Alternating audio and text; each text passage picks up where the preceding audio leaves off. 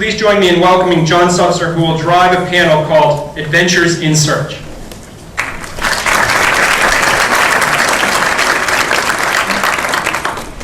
Good morning. I have this great pleasure today. Sitting in front of you are, it's something that you don't get very often. These guys, each and every one of them has been a CEO of a company at some point in their lives. They've all done recruiting at a desk. They've all built product and shipped it. They all have 15 to 25 years of time in the recruiting industry. And what's amazing about it is not just that they're pioneering and huge and have made the world that the rest of us occupy, but they're continuing to do it. Each one of them is at the helm of an enterprise that they weren't at the helm of some short while ago, making something new happen again. These guys are basically serial entrepreneurs, and like sociopaths, you need to sort of stay clear of them a little bit. But in this setting, I hope that you will get to know them as the conversation progresses and take advantage of the fact that they're walking around the conference, because these guys are treasure houses of knowledge about the industry and what's happening. It's a real privilege. So let's start with the introductions. Scott Dow, head of sales for Kodak, head of sales for Xerox, head of mergers and acquisitions for Adecco, and now at the helm of the Empower Network and the Lean Staffing Institute. The Empower Network is a aggressive industrial muscle type sourcing operation that does high volume sourcing and recruitment process optimization. And then the Lean Staffing Network is an educational institution that puts out detailed plans and procedures for installing TQM and lean thinking in recruiting shops. Next, we have Hank Stinger. Actually, it's Stringer, but on the name tag it says Stinger. Hank, 25 years of recruiting, founder of Hire.com. Oh, I forgot to tell you, Scott Dow was one of the first adopters of Hank's Hire.com. You may have noticed that Hank was here this morning talking with Rusty. He talks a lot. And he's currently shepherding a new project called It's Big, which is an interesting new technology-based approach to balancing employer and candidate relationships. We got Jeff Hunter on the far end. Jeff Hunter was the founder of a company called IntelliMatch. IntelliMatch was the first really interesting matching job board in 95, 96, 97. If you were around the business in those days, IntelliMatch was in the same league as Monster at that time. Matching is an interesting subject, and IntelliMatch took a detour, and Jeff went through a couple of other sort of consulting incarnations, and he's now the head of recruiting technology at Electronic Arts, which is a hyper-competitive recruiting environment. He's streamlined and installing total quality methods and processes on top of the technologies at EA. Then we have John Younger from Cola. He's much younger than everybody else and really hasn't worked very much. He's kind of an uninteresting guy. If you look at the way that John thinks about his history, he's been the first adopter of everything. He's like a recruiting guy who had a bad love affair with new automated tools. He's done this stuff over and over and over again. And eventually he decided that what he would do is build a company instead of getting one more set of tools. So he's built what some people think is a killer app that is a recruiting process wrapped around a fully vetted 11,000 person referral network that they use like a machine embedded in the software. So it's some combination of technology and networking. And then finally, there's Don Raymer.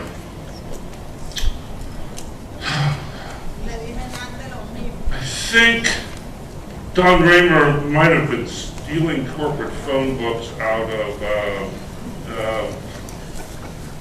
places in the early 80s. He's been a recruiter since forever. He was in executive search in New York City, where it's tough to make it. He hopped on the internet bandwagon in 93, 92. AOL back in 92 or 93 had a Help Wanted USA function that was started by a guy named Jim Gagne, and Don was one of the backbones of the Gagne Association in the 90s. He ultimately went on to build this company called Arbita, which is a job advertising distribution system. So his company takes your job ad and helps you target it to one of 600 or 700 job boards in the matrix, so you get precision delivery of information. So these are, again, pioneers, and it's my privilege to introduce this conversation. Now, since there's no shortage of strong opinion here, not too many really big beginners except mine, but there's lots of strong opinion. I want to just throw simple questions and see what happens. And so, Don, what's wrong with the business? What's wrong with the business? How long do we have? Oh, 2 minutes. Okay. Well, some of you may know that there's a famous quote regarding advertising that was attributed to David Ogilvy, one of the founders of Ogilvy and Mather, which was, I know that half my advertising budget is wasted, I just don't know which half. I think the same thing is true of the recruiting process in general. Half of our recruiting budget is wasted. We just don't know which half. So part of what's wrong with the industry is that from the vendor side, many vendors prefer smoke and mirrors to accountability. From the user side, or the corporate human resources side, many people prefer process over outcome and measurement. So our view is that what's wrong in the industry is that there is an emphasis on appearance and a failure at the level of authenticity. So let me just take one more minute, since I think that's what I've got left to make that clear. On the corporate human resources side, there's a fiduciary responsibility to the organization to deliver results in a timely, quality, cost-effective manner. Fiduciary responsibility on the vendor side is to generate as much revenue as possible. And there's friction there. For candidates, the interest is in finding career path, a sustainable growth curve. For corporations, the interest is finding someone to fill the chair all too often. So the failures that we see are in accountability, they are in tracking, they are in measurement, but they're fundamentally about accepting responsibility for the process. And what that means to me is that those of you who control recruiting budgets ought to be very focused on what you're getting in return for it. So our view is that to the degree that these processes can be measured, accounted for, controlled, to that degree we're successful and we can make better decisions in the future. Respect is also an issue, but I think we'll get to that. Thanks, Don. Scott, you know something about waste. Why don't you piggyback on what Don was talking about? Talk about other places where there might be waste to be discovered. So we have 4 kids, and in Texas it gets really hot. And our kids take a view of cooling our house, which is real simplistic. Turn the air down, pump more cold air into the house. Well, my wife and I, we work on that a great deal with them and tell them that there are other ways to cool the house. You know, you can have that fan going, you can close that window, you can keep the garage door shut. You can try to keep direct light from coming into the house. Well, we see very similar approaches to staffing and sourcing when we come into work with the company. The view is if we can get more candidates through the process, everything's going to be okay. We liken that to just pumping more cold air into the house. So systems thinking is one of the things that we talk a great deal about with our customers. If you take a reductionist view, which we see more often than not to the sourcing problem or the sourcing challenge, you're just pumping more cold air into the house. It's costly, and you never really fix the root of the issue. We talk about process variability, candidate visibility, and offer viability. So those 3 Ds to us really covers the spectrum of thinking and ideas that you need to understand and how they're interrelated. It's not unlike, gosh, if we pump cold air into the house but the door's open, we've really not solved the problem. We've just pushed more budget through the system and into a vendor's pocket. So that's where we see a lot of waste. Thanks. Hey, Mr. Hunter, you actually have done some of this stuff in your shop. Talk a little bit about what you're actually finding as opposed to the theories that run around about what's wrong with recruiting jobs. I don't know if I can comment on the industry as a whole much anymore because I spend most of my life heads down in recruiting problems that we're dealing with at Electronic Arts. Electronic Arts is like the Microsoft of video games. So we're a 800-pound gorilla, and about 2 years ago we got hit with 2 class action lawsuits for our work practices. And within a 3-month period of time, we went from having over 2,000 applicants for every job we had to having over 98% of everybody we contacted saying we had no interest in talking to you. That's a problem because at the same time we were hit with those lawsuits, we were continuing to grow as a company.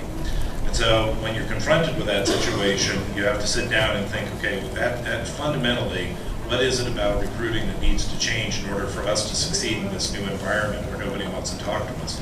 And what we realized is that most recruiting runs like a purchasing function, and we needed to be in a sales function.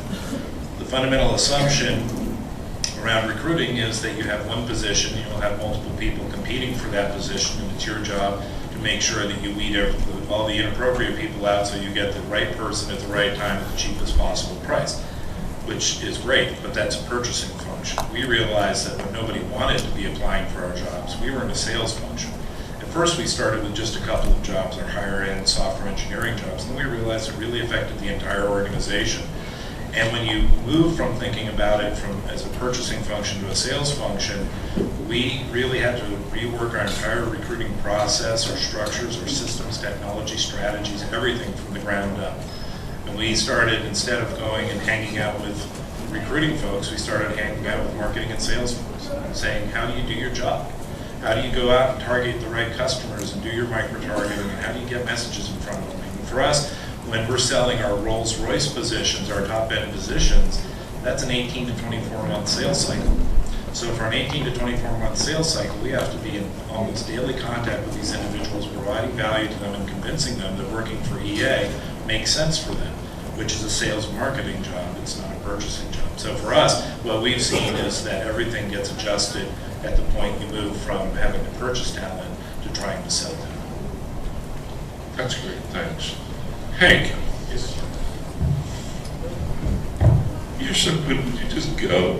Well, it's interesting. I love what everyone is saying. So we're talking about availability, we're talking about processing, we're talking about closing the deal.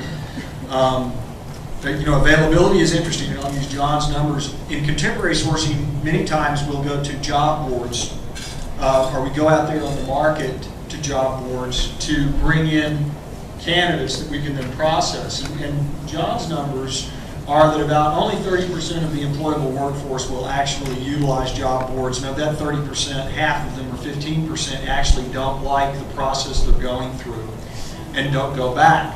What it does do is it gives us a ton of information, to Scott's point, and going on forward to where John's going to go, which we then have to process, which is why we're kind of turning back a little, if I can say back, into some of the more traditional sourcing processes to really get to people and make it understandable, so that we can get them in the door. to Jeff's point, which is really right on target. I like to say it's even tougher than that. And I started experiencing this when we had the company. My VP of sales every year would come forward and say, we need to have a consultative selling seminar so I can get my sales guys trained on how to do consultative selling. And so I went to a couple of these things. And the sales guys are selling software or your products and services to someone else. That's a product or service to someone else. And I started going, recruitment's a lot more complex than that. It's bi-directional consultative selling. I'm selling you a position. I'm also, your influencers are your wife, your spouse, your best friend, your tribe, your father. And all of a sudden, now I've got inside the company, I've got a hiring authority and his team and his staff and what they think of the referral who used to know this individual 10 years ago. And whoa.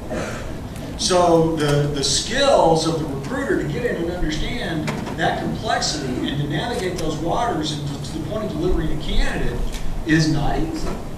And contemporary sourcing, I'm afraid, from a problem standpoint, is we begin to rely on that as a source that clouds or plugs up our process, and we get some things done, but I think we maybe have gotten away from some of those pure recruitment skills that I think a number of people have probably utilized in the past. John, so everybody's talking about sourcing problems. Seems to me that you've been noticing that tends to get solved with an array of new tools. And for some reason that's what we're talking about. Sure. Quick poll, how many people here have been in recruiting 10 years or more? Huge percentage of the people in the room. 10 years or more ago, how many jobs, full-time, regular, unique jobs, could your average recruiter support and do a decent job? Follow up with every single applicant, screen every single person, keep all the applicant tracking accurate, hire manager, TLC. What is that number from 10 years ago? Anybody want to wager a guess? 5, 10 to 15. It was 4 to 18, based on our research. Okay, let's zoom to today. How many jobs can the average recruiter today support while doing a great job of it? Anybody want to wager a guess? 15. 25. It's 4 to 18. Another data point for you. How many jobs could the recruiter from 1963 support and do a great job of it? 4 to 18. What else in our lives hasn't budged in productivity in 40 years? It's staggering. And the reason is actually quite simple. We're doing it exactly the same way as the recruiter in 1963. Aha! This is like giving the carpenter building your house more saws and saying, Don, build my house faster. This saw is shinier, it's more technologically advanced. Here's 10 more saws. Here's the latest whiz-bang, well-funded saw. Guess what? There's one power cord, 24 hours, and 2 arms, and you're not going to get any more productivity out of that model. Another data point. Do you think hiring managers today are much happier than they were 10 years ago? Well, I mean, they must be. Look at the billions of dollars being spent on all this stuff. No? Well, candidates must be getting the most phenomenal experience ever today. Not a chance. They're both trending down rapidly. This is staggering to us. And ultimately, when you look at all the little pieces, it's a hugely fragmented industry, and you can get a little piece of software or a little agency, you can make a lot of money, and you can walk away, and the industry hasn't changed at all. There's 9,500 little boutique staffing agencies alone in the United States. 9,500. At what point do we say that's enough? Are you a candidate? Are you a candidate? Guess what? We're all temporaries. It's just a matter of degrees. And until something or someone figures out that you're not a candidate only, you're a dad, you're a brother, you're a sister, you're a mom, you're someone who lives your life, and you deserve to be treated with respect, fairness, confidentiality, and follow through. Period. which flies in the face of another statistic. 94% of the people who apply to jobs never hear back from anyone. Wow. Would you not return, what would happen if you didn't return 90% of your emails and phone calls? You get fired. So there's some gaping holes, and they're not going to be solved with little subsets of subsets of subsets of solutions. And there is a way through this, and the people on this panel or some of the people pushing the envelope on how to navigate that. But it involves throwing out some of these things that you hold sacred. This industry is so folded in on itself. It can't see anything beyond this little patch. The actual view of the elephant is so distant for most people that it won't be seen until it knocks them over the head. And it's going to be a shock for about 90% of the recruiters in the business today because it will not involve them. And this is an interesting time to see the change. Hey, John, can I make it? Absolutely agree. And all of you have been involved, or your core companies have been involved in making decisions on technology. And I had the opportunity to do that for about 10 years, and I watched a lot of companies make the decisions on technology. And some of you have probably participated in the process of viewing technology. You come into your firm, and you go through this checklist of what all the technology can do. And it used to really drive me crazy that no one put down in any of those discussions. And I asked them and say, okay, what results are you trying to drive to? What are you trying to accomplish? And let's start working from there. Because we're sometimes, many times, our own worst enemy when we approach solving problems. Technology is not the whole answer at all. But many times we don't start out with knowing what it is we're trying to accomplish. And maybe we're getting better. I think these guys are in the market and know, but I think it's a very interesting and a very good place to start. Great, thanks. Hey, Jeff. So anyhow, just let me encapsulate that. What's wrong? Everything that's getting worse. Not everything. Hank had a really cool piece of technology back in the late 90s.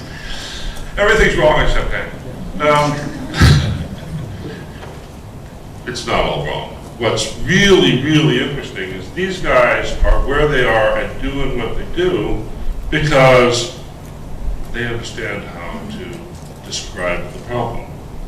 Vastly more interesting than the problem descriptions are some little stories that they have to tell you about what's going on in their operations and how they're making headway with this stuff. So, Mr. Hunter, the floor is yours to talk about your heroic work as the archangel of recruiting at EA. Thank you for that setup, John. Nowhere to go from here but down. When we went through that process of saying, okay, we're in sales, not purchasing, we started to take a look at the technology processes and strategies.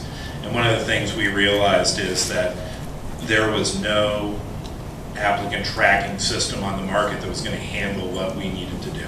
Because what we needed to do is manage relationships over long periods of time. We needed to do marketing management. We needed to do contact management.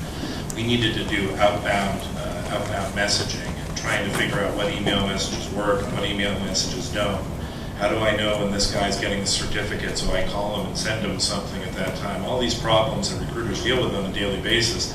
And what we were finding is, as probably most of you know, is the recruiters were managing their business over here and then figuring out the least amount of data they had to tell the applicant tracking system so they wouldn't get busted. And that was, so they did all their work over here and then said, okay, here are the 3 things that I just need to get in here so the report kicks out so I don't pop up as a troublemaker. And that's exactly the place we didn't want to be. We wanted to install technology and strategies and systems that would enable recruiters to start to solve some of the problems that John and Hank have talked about. And so we installed customer relationship management software and are appending the ATS to the back end of that and having our recruiters and sourcers and everybody work through a CRM. And it's amazing the sea change we've seen in that because, it used to be that my inbox was filled with about 500 complaints a day. well, if you could make this page blue, or this button bigger, or, all the things that are the hallmarks of their complaints of people who don't like the system but don't know how to describe that they don't like the system. So they just send you random comments about how life sucks. And when we transferred over, got into this process of transferring over to a CRM, the emails we're getting in now are, you know what, do you think we could do this? Do you think we could create a variable template so the email goes out? When the email goes out to a software engineer in Florida who was previously interested in the game that we were designing, we say this, but when it goes out to an artist in Vancouver, we're going to say something completely different. And when we unleash that kind of energy in the recruiting population to get into the creative end of things as opposed to the complaint side of things, we actually have seen a huge change in both productivity and the success we're having in closing candidates. And not only closing candidates, but bringing people in who we think are helping us to change our business. Well, one of the interesting things that we're hitting on as we look at this is that if we listen carefully to Jeff and we listen carefully to John and Scott and Hank, what's happened in our industry is that we've chosen to try to manage the process.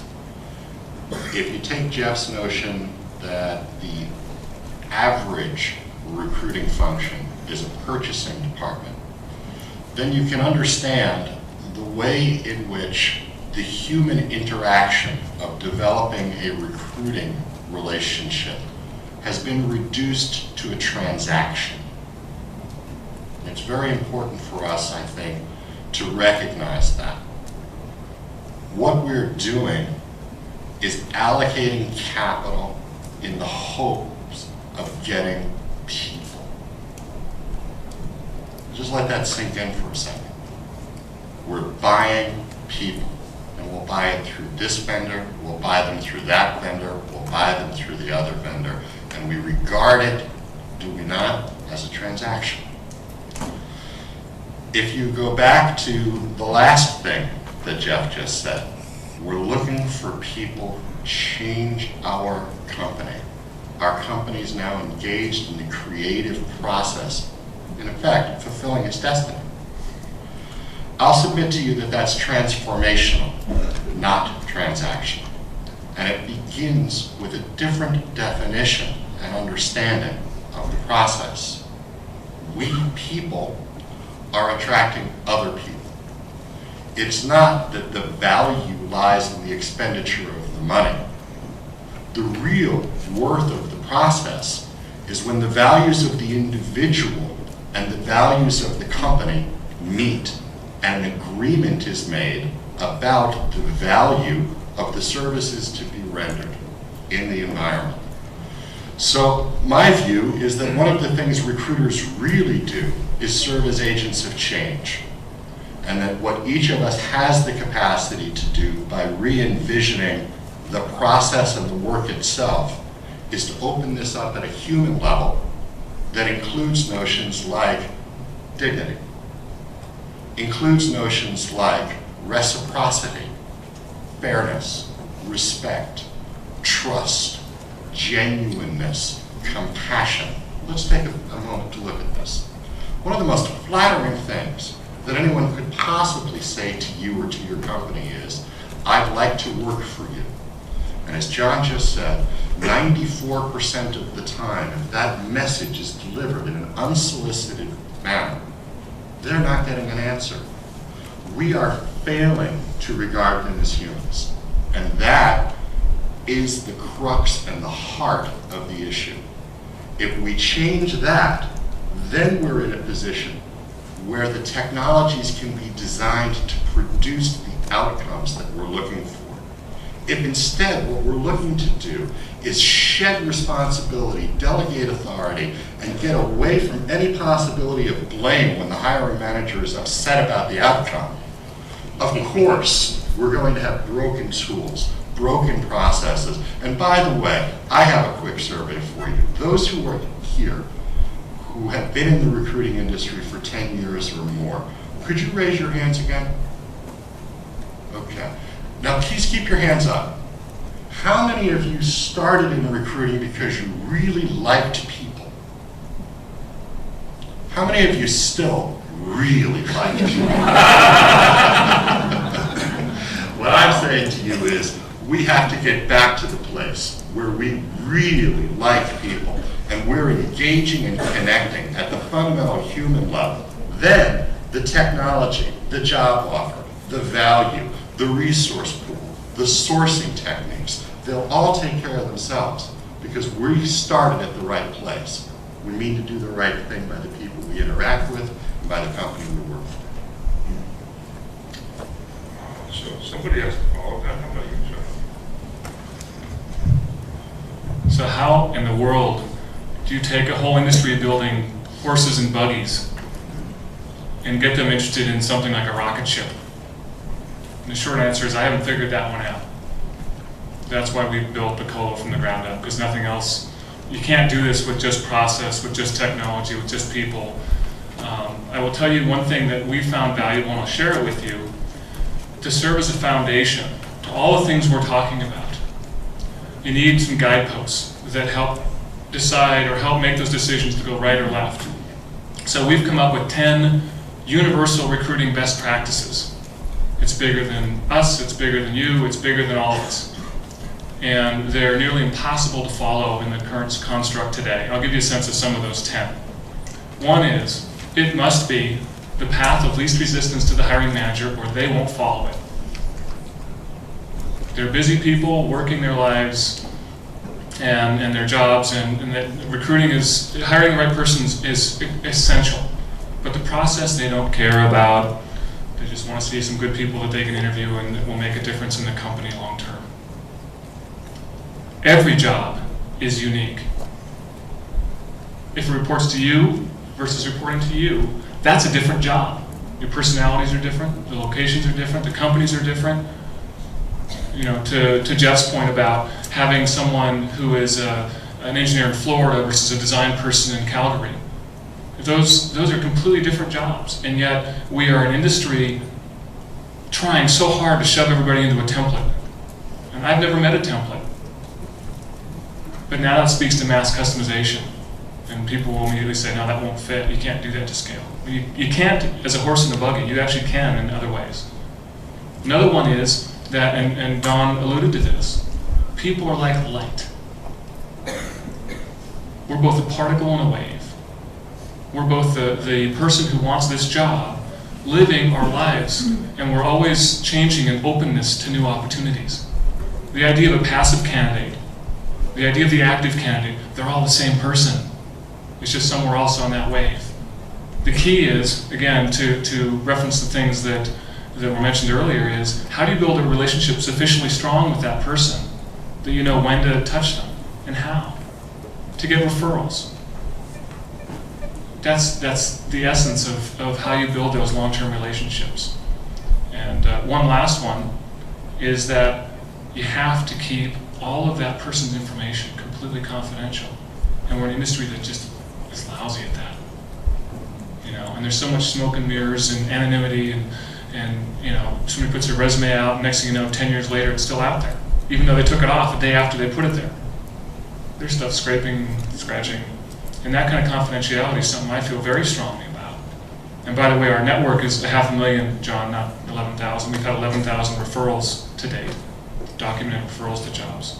Well, as long as we're on the subject, Arvidas Job Advertising Distribution Network includes 7,000 destinations, not 600. I quit. You guys are just too good.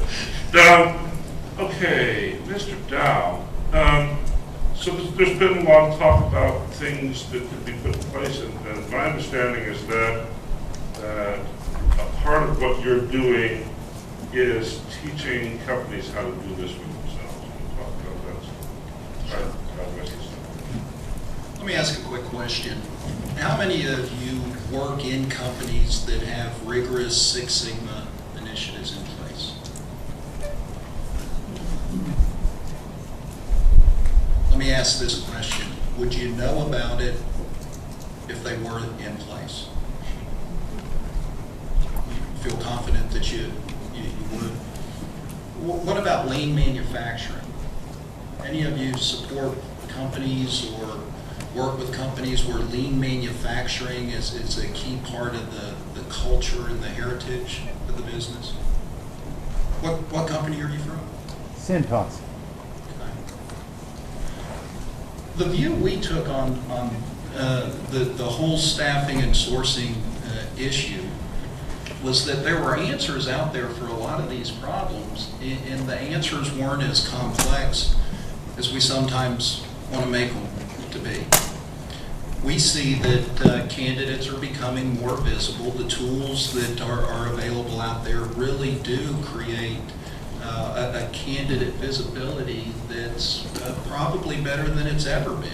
But we kept looking at the same issue John brought up. Why is efficiency and productivity not improving? We then spent some time and we looked at the whole employment market dynamics and the fact that offers that were really good offers 3 years ago weren't as viable or aren't as viable today as they were 3 years ago. So we saw some competing forces there. Whereas we had more technology and candidates, even passive candidates, were more visible than they had been in the past. Offer viability was a question that became an issue of employment branding. And when we were starting our company, much like John, we looked at it and said, which arena are we going to work in? Where do we think there's the silver bullet? We came to the same conclusion. There is no silver bullet.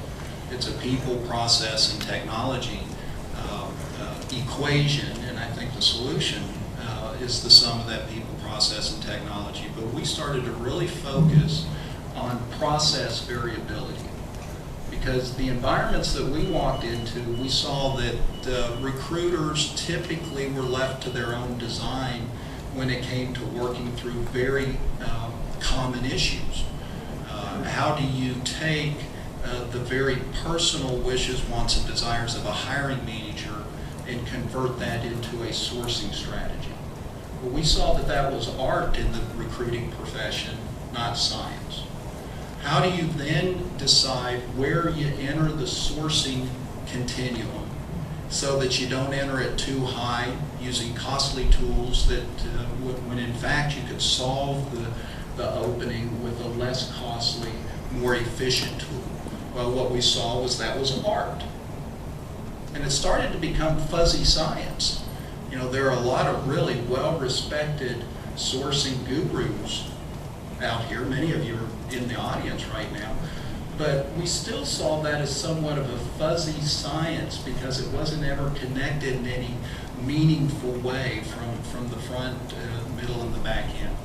So all we've done is we've applied lean manufacturing techniques to the recruitment supply chain. And we work with companies to reduce the variability of key processes and workflows such that there can be a more reliable outcome. At the end of the day, and I don't mean at all to dehumanize the staffing process, and we're not focused on one set rule for process at any stage of the recruiting continuum. Well, what we are really focused on is standardizing key workflows and processes such that the tools and the human element, when it comes to closing a candidate and managing the candidate experience, can be executed by recruiting professionals focused on that and not focused on the process that they choose to pursue because they're left to their own design. And with that, and working with a hiring manager, I'll leave you with this. Hiring managers, and I absolutely agree with John, they're going to follow the path of least resistance. Well, I tell you what, one of the first things we do with customers is we say, if you're going to let your hiring manager drive the process, your staffing is going to be divisible. Staffing efficiency is going to be divisible by the number of hiring managers that you're dealing with. And there is no way you can eliminate waste or get any type of reliable result or outcome when you're letting hiring managers drive the entire process. Do they have to drive portions of the process based on who they are? Absolutely. but I think we've gone so far in the direction of letting the hiring manager's personal wishes, wants, and desires drive the process. And when you look at it from a lean manufacturing standpoint, the waste and the things that perpetuate waste really jump out at you. So candidate visibility, a lot going on there. We don't have much there. Offer viability, we think that's a branding issue. Process control and standardization, as best you can get it within your unique culture, is where we see most of the opportunity. Okay, thanks. One of the interesting things about having a group like this is they're not just smart about business. Hank here is actually the best talk show host in the recruiting industry. So I've asked Hank to take the ball next and come up. You don't see this much in these sort of panel things where it's sort of cage fighting or something. I've asked Hank to actually ask a constructive question of everybody else and capitalize on his skills as a talk show host. What's a really good Italian restaurant in Midtown? Huh? Patsy's. Everybody got that? Okay, you know where to go tonight. Okay, thanks, Hank. Yeah, you're welcome.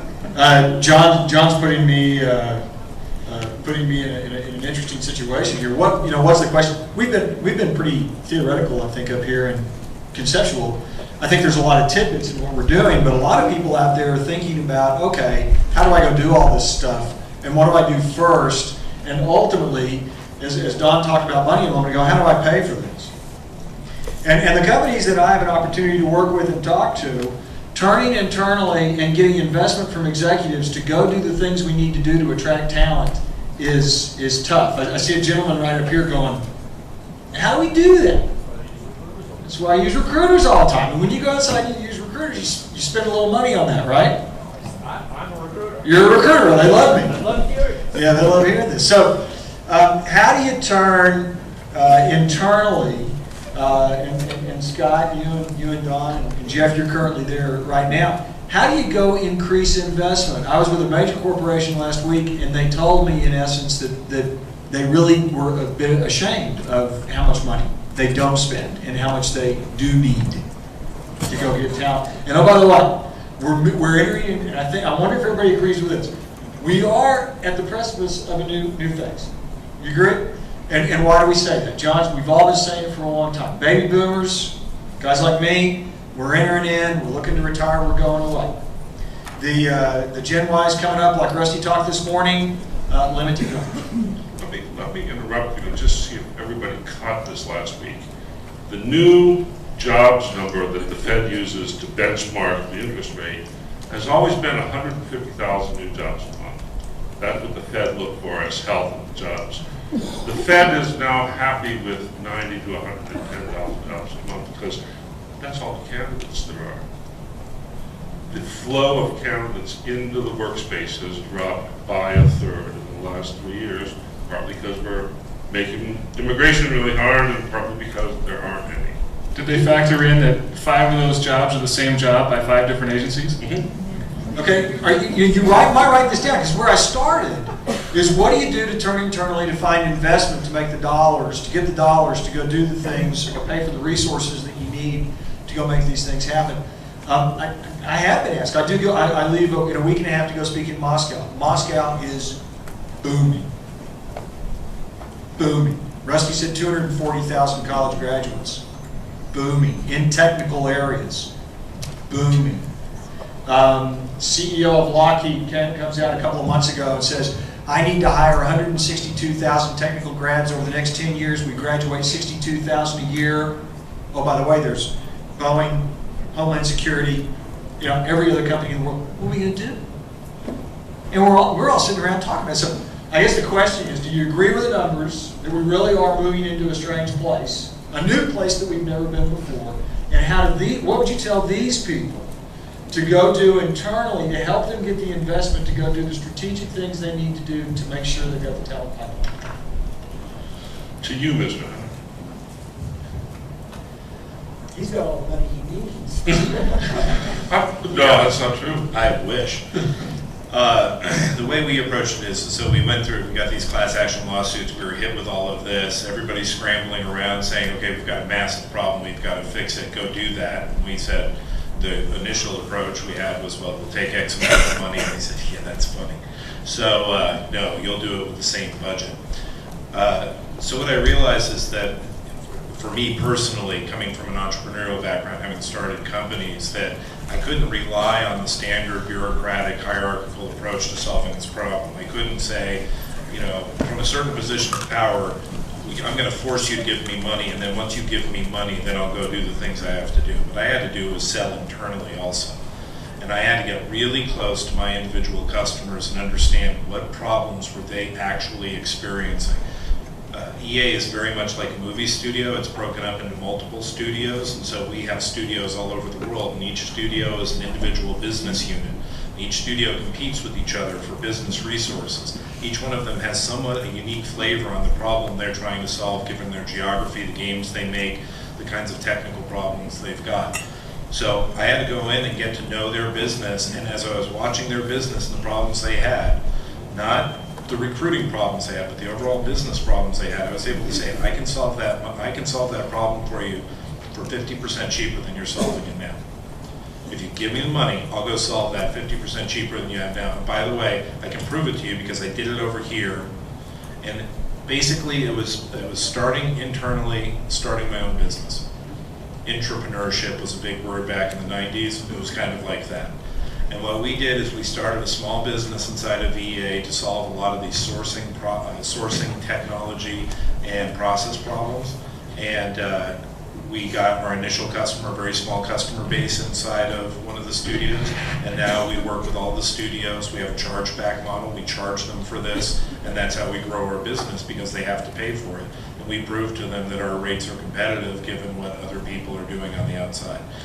That's how we went in and got resources. We actually have reduced our overall spend on recruiting from, even though we've more than tripled our effectiveness, decreased our initial refusal rate, but we were able to do it because we were actually out there selling value as opposed to demanding that they give us more money before we handled their problems for them. So I think if we build on that comment, that you were establishing value, where you start in the process that Hank is asking is to be nakedly honest with yourself. What's the recruiting culture in your organization? Are you an organization that really is focused on spending the least you can and getting the most you can and making the process as short as possible, and what matters to you is to reduce administrative burden and overhead, drive costs down, and capture efficiencies? If that's what you're about, then I'll suggest to you that you're a tier 1 organization. It's like factory farming. If instead what you're about is something closer to what Scott and John have talked about, which is delivering a total quality recruiting process to your hiring organization, then you're a tier 2 organization, right? You're not so much concerned about losing the extra dollar as a result of investing in a good tool, a good solution, or recruiter training and development. You're concerned about quality outcomes. Tier 2. Tier 3 is where the real juice is and where it can rain money for you as recruiting and staffing leaders. And that is recruitment for competitive advantage, where you have come to understand that the differential advantage in the marketplace and your path to alignment with the senior executives in your marketplace to achieve the much vaunted and discussed strategic partnership between HR and the CEO or the C-level is that if you deliver the best team, your company is going to have the best financial performance. So I think you begin with the notion of accepting where you are on those 3 tiers and saying to yourself, if we really are tier 1, how do we get to tier 2? Because tier 2 makes it possible for us to sell the business case to senior management that it is about the people. And that's what our industry needs. Hank talked about getting back to the traditional roots. John has talked about, in effect, high-tech, soft touch. We've heard from Scott about total quality, and we've heard from Jeff about the struggle of right-thinking HR people to get the resources they need inside the company. It happens as a result of an alignment of values and value. And if you can deliver superior value at the level of the best people in the marketplace in our industry or in our category, you will simply work for more profitable companies. And the investment won't be a problem because your management will get it if you're committed to it over time. How many of your staffing or recruiting departments are seen inside of the company as a cost center? Just a show of hands. Most of them. Do you make money for the company? Does the staffing and recruiting function bring revenue to the company?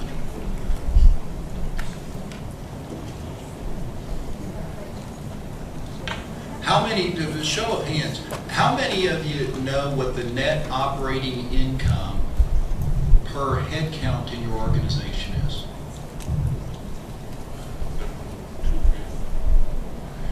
I would suggest that knowing what the net operating income per head count inside of your company is a critical starting point for you to begin to make the business case on how culturally and inside your organization you go from being seen as a cost or expense center to a profit center. We help companies through what we call it's a simple return on investment, return on equity invested. And if you start going through and you say, I figure most of you probably fall in the $14,000 to $22,000, $23,000 of net profit, net operating income per head count, then it becomes real easy for you to make the business case of here are the jobs we're not filling because we're under budgeted. And when you start talking in terms of return on equity invested, you're able to show the C-suite how invested capital in the staffing function and the human capital function compares against other capital expenditures, be it in branding or marketing or engineering or R&D. And I just can't emphasize to y'all enough, y'all's a Texas term. Thank God then. Go back and figure out what the net operating income per head in your company is. Look at the investment strategy today and get to the point where you can compare that against other investment strategies and fight for that budget, because doggone it, it's a game you can win if you arm yourself with the same financial metrics that others competing for that budget are inside of your company. You don't get this very often. Give them a hand.